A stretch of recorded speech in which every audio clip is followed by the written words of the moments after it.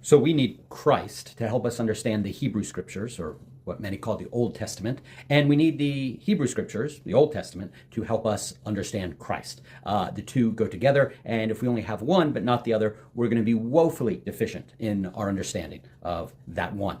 We need both together. The Hebrew Scriptures explain Christ, point to Christ, beautify Christ, and Christ is the key to unlocking and making sense of the Hebrew Scriptures of the Old Testament. We'll be going through the book of Genesis. We're in chapter 9 now. Noah's come out of the ark, and God is making a covenant with him. And we're going to be focusing on the meat and the blood and the rainbow. And those are actually two things. They can seem at first when you read it like two separate things God is saying, but underneath, the same message is being communicated. And of course, that message is Christ. First of all, God, at the beginning of chapter 9, God blesses Noah, says, be fruitful, multiply. And then he gives Noah, he commends the eating of meat. Now, whether people ever ate meat before the flood, there's just so much about that time, that before the flood, what human life was like, we don't know. But this is the first time God is commending the eating of meat. And he says, here, I am giving this to you for food. But there's one condition. There's one condition that concerns blood. It says that you cannot eat it with the life blood in it. Now, that may mean a lot of things. Of course, there's modern ideas about kosher that the rabbinic Jews have and halal that Muslims have. But at the very least, at minimum, though it may be more than this, at minimum, it means that we don't eat animals while they're still alive. The lifeblood, like we don't eat meat the way animals eat meat. You see a lion out in the jungle and it gets a gazelle, and it pounces on that gazelle. And how does that gazelle die? Because the lion is tearing apart the gazelle and eating the gazelle, and it dies by eating. Animals eat that way. They eat one another that way. They kill one another that way. We are not to do that. We are to kill the animal before we eat it. That is a distinction between the animal kingdom and the human kingdom. We do not eat it with the blood flowing through it. And in almost every culture, it means more than that, in that you not only kill the animal, but you hang the animal, you drain the blood out of it. And that's true in most cultures around the world as well. Not only is the animal dead, but the blood is drained out of it. And so God is saying you can eat meat, but have respect for the blood. Understand that blood is important. Now, this right here, we see something that points us to Christ. What happens in Genesis with the ordaining of the eating of meat, but with the respect for the blood, in the next book of the Bible, in Exodus, that's going to be developed further in the Passover lamb. You kill and roast the Passover lamb, then you take the blood, and that blood then, not only do you have reverence for it, which we see in Genesis, but now that blood saves you, and that blood goes over the doorposts of your home, and the angel of death passes over. That's further developed then later in the Bible into the Levitical priesthood and the slaughtering of animals. Ultimately, that points us to Christ. When Jesus is introduced by John the Baptist, he says, behold the lamb. And what do lambs do? They come to bleed and to die. This is where Jesus says, eat my flesh, drink my blood, or you have no life in you. So what begins here will have a culminating effect ultimately in Christ and in the Last Supper and the communion that we partake. So it goes on, though. So he gives them meat, and then God says, he says that he says the reason for this is because humans are created in the image of God.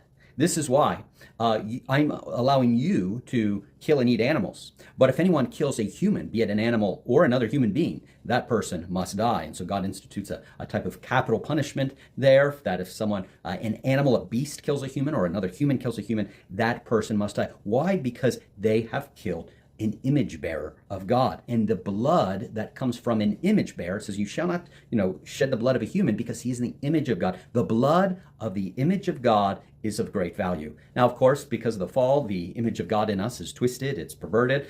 It does seem to say that humans are still image bearers of God. That's why that's why it's wrong to murder a human being, but not a cow. So we are image bearers. It seems to imply we're still image bearers of God. However, we know from Scripture that we're also carrying the seed of the serpent in us, and that image is twisted, kind of like we go to the carnival and there's these funny mirrors that really twist and pervert and distort your image.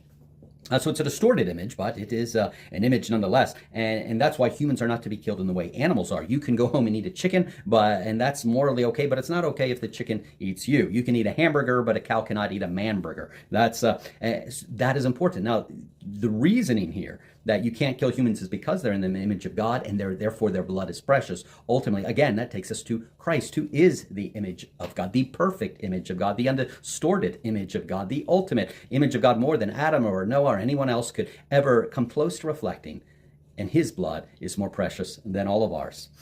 So continuing on in that passage, then God says, "This is the covenant I'm establishing between you and me." Listen to the language because he repeats this a few times. I'm establishing a covenant between you and me. And he says it again. I'm establishing a covenant between you and me. Now, normally when a covenant or a contract is made, the two parties agree to the covenant. Like marriage is a covenant, and the wife agrees and the husband agrees, and they both vow together. But God takes the initiative and says, "I am making a covenant between you and me," and almost doesn't ask Noah his opinion or his thoughts in the matter.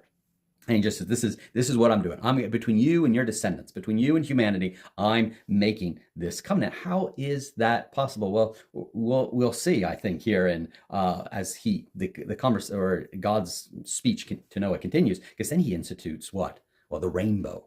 The rainbow comes along. What does the rainbow mean? Well, it's not what everybody nowadays thinks it means, is it? So he introduces a rainbow, and he says, I'm going to put it in the clouds. I'm going to put it there. And it's actually, if you notice the repetition, clouds are mentioned 3 times. Here's my rainbow. I'm putting it in the clouds. You're going to see my rainbow in the clouds. When you look at the clouds, you're going to see the rainbow.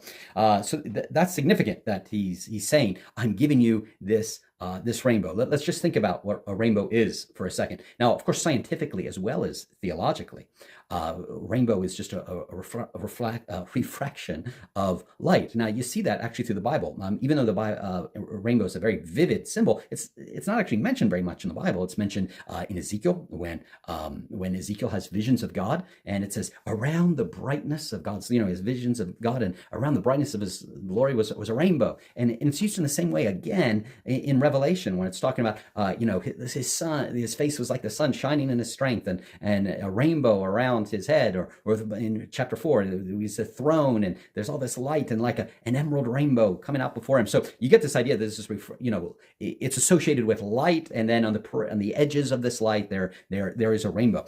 So both theologically in the Bible as well as our understanding of rainbows scientifically, it's a type of light. So even though rainbows mentioned only maybe 3 times throughout the whole Bible, light is mentioned all over the place. It's mentioned big time. So it is made of the substance of light, of the glory of God. So a rainbow, it is the glory of God. Well, what does it mean? Well, it means mercy. It's a symbol of mercy that God is giving to Noah. So there's the substance, there's the meaning, then there's the context. We've already touched on that. Where do we see it? In the clouds. What are clouds often associated with judgment or trials or difficulties or pain, or very often when God's judging, he comes in the clouds. And that, when the storms of life come, when God's judgment comes, look for God's mercy in times of when the clouds come. The shape, that's where, of course, it gets its name, the bow. The bow, it doesn't say rainbow in Hebrew, it just says the bow, as in bow and arrow. This is an instrument like you go hunting with, and you go and kill an animal with, and shed an animal's blood with it. Or, a bow, like a bow and arrow, it's used for 2 things. It can be used for hunting, to kill an animal, or it can be used for war, to kill a human being. But either way, a bow is used to shed blood, which is what we began talking about at the beginning. Now, do you notice how unusual this is? God's giving him a sign of his mercy and his favor, and it's a weapon. It's a weapon that sheds blood, that kills either an animal or it kills a human being.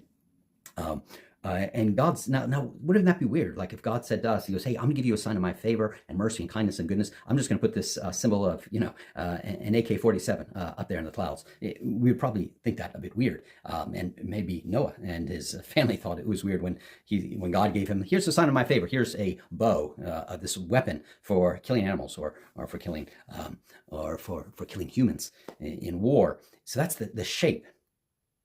And then there's the direction. Where is this bow pointed? The bow is not pointed down to the earth as if it's going to smite humanity, but the bow is pointed up to heaven, to the very heart of heaven. Now, what other symbol is like this? What other symbol in the Bible? What other symbol that we know and celebrate is the glory of God? That is a symbol of mercy. That is wrapped in dark clouds of judgment. And that's where we find it. That is also an instrument for the shedding of blood. And that points to the very heart and tenderness and vulnerability of heaven. Well, of course, it's the cross. It's the cross. The fact that the weapon of hunting and warfare, the bow in the Old Testament, and then the cross in the New Testament, a much more vicious weapon, becomes for Christians the symbol of mercy, the symbol of hope, or the symbol of the glory of God. Yeah, that's what we put our trust in. Anyway, so God talks about the bow. He talks about establishing a covenant, and he talks about the bow. And this answers our question, how God can fulfill both sides of the covenant. Because God is the one who requires blood from humanity, and he is the one who gives his blood for humanity. God himself fulfills both sides of the covenant. He requires blood as God, and then in the incarnation of Christ, he gives his blood. Jesus doesn't take blood, he gives it. He doesn't consume blood, but he gives his blood for the life of the world. And so in this beginning chapter of the first half of chapter 9 of Genesis, well, we see so much that points us right to the foot of the cross. So if you like these videos, we're going to keep giving more, talking about how the scriptures point us to Christ. Please like and subscribe, and we'd love for you to follow on and leave your comments and your thoughts. How do you see Christ? Where do you see Christ in the story of Noah? Let me know, and I'll respond to you. God bless.